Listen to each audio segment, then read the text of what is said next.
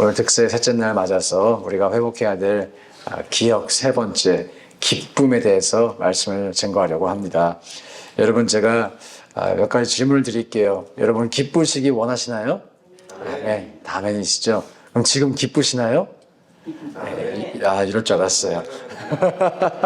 박자가 조금 틀어질 줄 알았어요. 아멘이라고 해야 되나, 노멘이라고 해야 되나, 갈등이 됩니다. 우리 중 그 누구도 우울하고 싶으신 분 안 계시죠? 다들 기뻐하기를 원하실 것입니다. 그리고 중요한 사실이 있습니다. 하나님께서도 우리가 기쁘기를 원하신다는 것이. 성경을 읽을 때마다 이것이 참 감사합니다. 성경이 증거하는 하나님은 우리가 기뻐하기 원하시는 하나님이세요.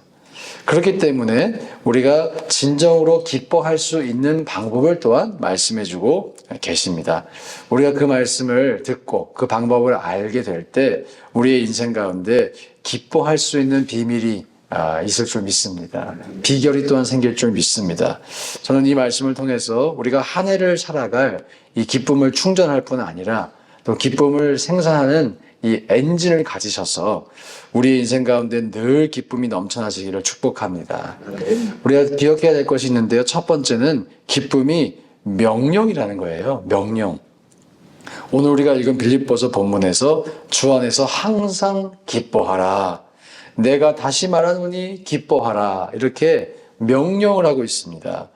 이 명령이 그런데 빌립보서에서만 나오는 것이 아니죠. 우리가 잘 알고 있는 데살로니가전서 5장에서도 항상 기뻐하라, 쉬지 말고 기도하라, 범사에 감사하라 라고 말씀하신 이후에 이것이 그리스도 예수 안에서 너희를 향하신 하나님의 뭐래요? 뜻이라. 하나님의 뜻이라 라고 말씀하십니다. 하나님의 뜻, 우리가 기뻐하는 것입니다. 여기서 기뻐하라는 것 모두가 다 명령형으로 쓰였고요. 작년에 강해 설교하면서 설명드린 것처럼 이 명령형이 복수형입니다. 2인칭 복수로 쓰여져 있어요.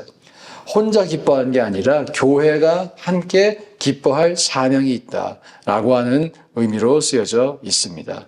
특별히 이 빌립보서에서는 기쁨이라는 단어가 16번 사용이 됐습니다. 짧은 서신에서 이토록 많은 단어가 반복이 되기 때문에 빌립보서는 기쁨의 서신이라고 불리우기도 합니다. 자, 그런데 이 빌립보서를 적고 있었던 바울의 현실이 어떠했냐면요. 바울이 감옥에 있었어요. 앳빌골몬, 이 네 가지 서신, 앳빌골몬, 듣다 보면 기억이 납니다. 에베소서, 빌립보서, 골로새서, 빌레몬서, 이 네 가지가 옥중서신이에요.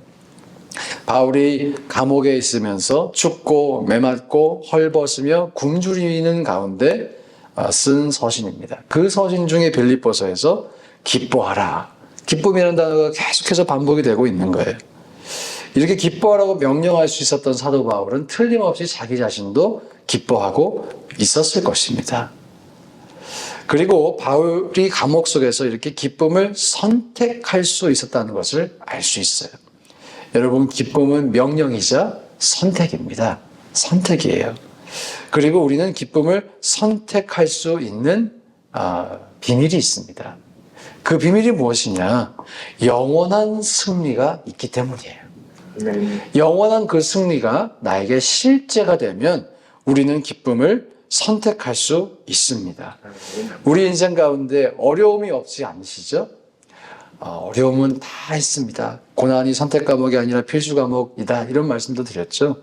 늘 어찌 보면 인생의 90% 이상은 고난이라는 것이 있으실 거예요. 어려운 일이 없지 않으실 거예요. 그런데 우리가 기억하기 원합니다. 우리는 이미 이 세상을 이겼어요. 이미 승리하였어요. 인간 세상에서 우리가 두려워할 수 있는 주제, 우리의 마음을 어렵게 만들 수 있는 주제, 여러 가지가 있겠죠. 그런데 그 모든 주제를 뿌리를 캐고 들어가 보세요. 뿌리를 캐고 계속 들어가다 보면 죽음이라는 것과 연관되어 있습니다. 여러분을 기뻐하지 못하게 하는 것, 두려워하게 하는 것, 근심을 주는 것 다 뿌리를 캐고 들어가 보세요. 사회적 죽음, 경제적 죽음, 신체적 죽음, 정서적 죽음, 모든 뿌리가 죽음이라는 주제와 연관되어 있습니다. 그런데 우리 주 예수 그리스도 안에 있는 부활의 생명으로 인해 우리가 이 죽음을 이긴 줄 믿습니다. 이것을 믿어야 합니다. 이미 승리하였습니다. 바울이 감옥 안에 있었지만 마음에 여유가 있는 거예요. 이 세상에서의 삶이 전부가 아니라는 것을 알고 있었어요. 바울은 종종 말했죠. 나는 지금 여길 떠나서 주님과 함께 있고 싶어.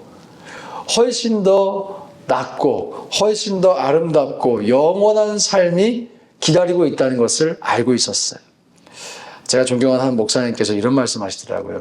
크리스찬은 죽을 때가 가장 영광스럽다. 왜냐하면 우린 죽을 때 시상대 앞으로 가니까. 할렐루야. 참 도전되죠? 우리는 죽을 때 죽음을 통과해서 시상대 앞으로 가는 것입니다. 아마 그 시상대는 한국에서는 청룡 영화상 이런 것보다 훨씬 더 영화롭고 영광스러운 자리가 될 것이라 저는 믿어요. 기대가 돼요. 여러분, 우리가 이 땅에서 고군분투하는 삶, 제가 예언할 수 있어요. 여러분 오래 사시길 바라지만 지금부터 100년 안에 끝납니다. 100년 더 사실 분 사세요. 저는 끝내고 싶어요. 100년 안에 끝납니다. 어쩌면 50년 안에 끝납니다. 이 땅에서의 수명은 그렇게 끝나요. 다 끝나요.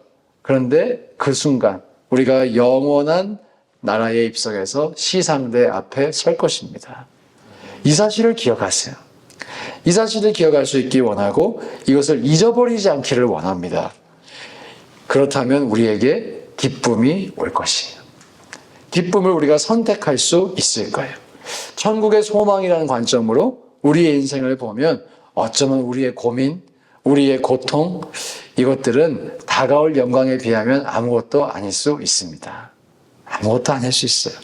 지난주 소개한 것처럼 로마서 8장 18절에 생각하건대 현재의 고난은 장차 우리에게 나타날 영광과 비교할 수 없도다. 비교할 수 없도다. 바울의 고백 속에서 저는 희열이 느껴져요. 지금 고난을 당하고 있죠. 고통 속에 있습니다. 그런데 고통이 어렵지만 생각해 보니까 이 고통과 비교할 수 없는 영광이 다가오고 있잖아. 너무 기쁘다 라고 생각하면서 희열을 느끼고 있는 것 같아요. 여러분, 오늘 우리 안에 부활의 생명이 다시 한번 점검되고 확인되고 실제가 되시길 축복합니다. 이런 찬양 가사도 있죠. 거친 파도 날 향해 와도 주와 함께 날아오르리. 우리가 고통을 보면 고통만 보여요. 신기하게. 그러나 그 가운데 예수님을 보고 영원한 생명을 주목할 수 있기를 주 이름으로 축복합니다. 영적인 고수들을 만나면 웃음이 있어요. 웃음이. 어려운 상황 속에서도 웃음이 있으시더라고요. 여러분, 우리가 그래도 이 땅에서 고수 한번 되어야 되지 않겠습니까? 웃으면서 여유 있게 갈 수 있기를 원해요. 예. 날마다 나를 사로잡는 더 큰 은혜를 발견하고 하나님의 섭리를 우리가 발견할 수 있기를 축복합니다. 제가 아는 목사님께서 대전 쪽에서 개척을 하셨는데요. 예전에 지하실에서 개척하셨죠. 비가 많이 오면 물이 위에서 새고 아래서 올라오는 그런 데서 개척하셨어요. 한국에 또 여름에 장마철 있지 않습니까? 장마철 싹 지나가면 곰팡이 냄새가 하도 많이 나가지고 오던 성도들도 안 오는 그런 교회에서 개척하셨어요.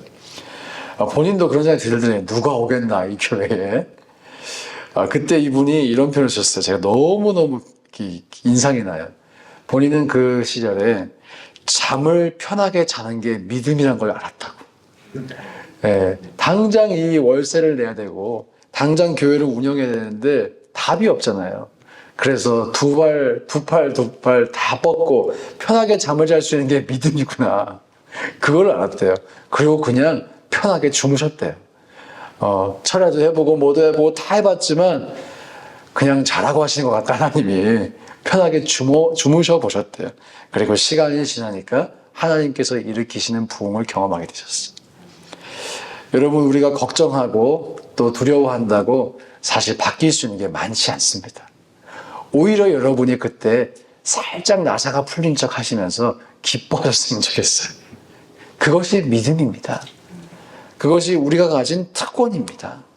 내가 그 어려움의 순간을 죽상을 하고 하나님께 입이 툭 튀어나와서 보내실 수도 있고, 그러나 여러분들이 기뻐하기로 결단하고 싱글벙글하며 보내실 수도 있어요. 여러분, 무엇이 믿음일까요? 무엇이 믿음일까요? 우리가 기쁨을 선택할 수 있기를 축복합니다. 또 성령의 열매 가운데 희락이 있어요. 성령께서 우리와 함께 하시면 기쁨이 있습니다. 성령의 열매, 내 안에 성령이 계시다는 증거가 기쁨이라는 것이죠. 여러분이 앞이 보이지 않아서 힘드실 때에도 우리 기억할 수 있기 원해요. 성령이 계시네. 할렐루야, 함께 하시네. 좁은 길을 걸으며 항상 기뻐하는 것 주의 영이 함께 함이라. 이 사실 믿으시고 기쁨을 선택하실 수 있기를 주의 이름으로 축원드립니다. 두 번째로 기뻐할 수 있기 위해서는 우리가 기쁨의 이유가 하나님 한 분이라는 것을 알아야 합니다. 여러분 언제 기쁘세요? 여러분을 기쁘시게 하는 것이 무엇입니까? 거울을 보고 좀 V라인이 회복된 것 같아. 기쁘시죠? 그때도 기쁩니다.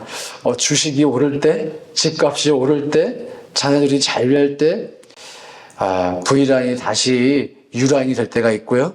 또 주식과 집값이 떨어질 날도 있습니다. 자녀들이 잘 될 때도 있지만 잘된 자녀가 속썩일 때도 있습니다. 인간의 삶에는 언제나 희노애락이 있죠.